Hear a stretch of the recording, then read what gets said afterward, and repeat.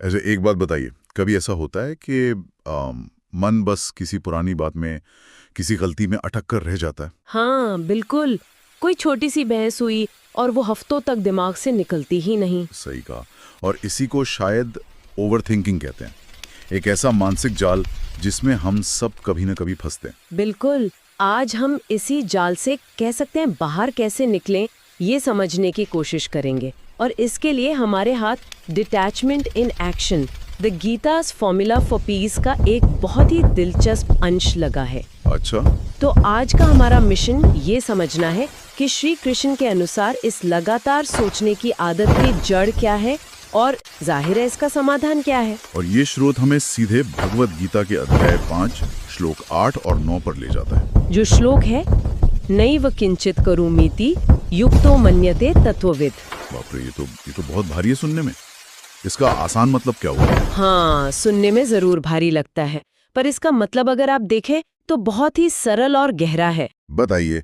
इसका मतलब है तत्व को जानने वाला ज्ञानी कर्म करते हुए भी मन में यही सोचता है कि मैं असल में कुछ नहीं कर रहा हूँ, मैं कुछ नहीं कर रहा हूँ।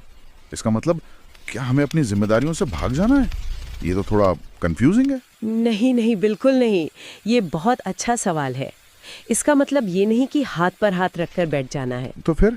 इसका मतलब है कि काम तो पूरी लगन से करना है, लेकिन वो जो मैं कर रहा हूँ वाला भाव है ना, अहंकार या ईगो। हाँ, वो ईगो और उस काम के नतीजे से मन को चिपकाना नहीं है। ये समझना है कि कर्म बस प्रकृति के जरिए हो रहा है और हम सिर्फ एक माध्यम है। ये तो बहुत बड़ा आइडिया है। इसे असल जिंदगी में कैसे उतारें? स्रोत में कोई उदाहरण है इसके? हाँ, और बहुत ही अच्छे उदाहरण है। पहला है एक स्टूडेंट का। अच्छा। वो पढ़ाई कर रहा है जो उसका कर्म है, लेकिन साथ ही मन में अपराध बोध और डर भी पाल रहा है। जैसे कि मैंने कल ज्यादा नहीं पढ़ा या मैं पक्का फेल हो जाऊंगा। बिल्कुल। और ये तो बहुत स्वाभाविक है, खासकर जब परीक्षा का इतना प्रेशर हो। तो गीता का समाधान क्या है यहाँ? कोई छात्र अपने मन को इस डर से अलग कैसे करे? कहना आसान है, करना बहुत मुश्किल। गीता का सूत्र कहता है कि अपना पूरा ध्यान सिर्फ कर्म पर लगाओ, मतलब सिर्फ पढ़ाई पर। वो अपराध बोध अतीत की बात है और फेल होने का डर भविष्य की चिंता। और दोनों ही आज की पढ़ाई को खराब कर रहे हैं। एग्जैक्टली। डिटैचमेंट का मतलब है कि जब पढ़ रहे हो तो सिर्फ पढ़ो।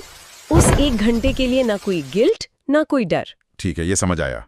और दूसरा उदाहरण क्या था? दूसरा उदाहरण रिश्तों का है, जो शायद सबसे मुश्किल होता है। हाँ। मान लीजिए किसी से बहस हो गई। अब डिटैचमेंट का मतलब ये नहीं कि हमें परवाह नहीं है। इसका मतलब है कि हम अपनी बात शांति से रखते हैं, उनकी सुनते हैं, लेकिन उसके बाद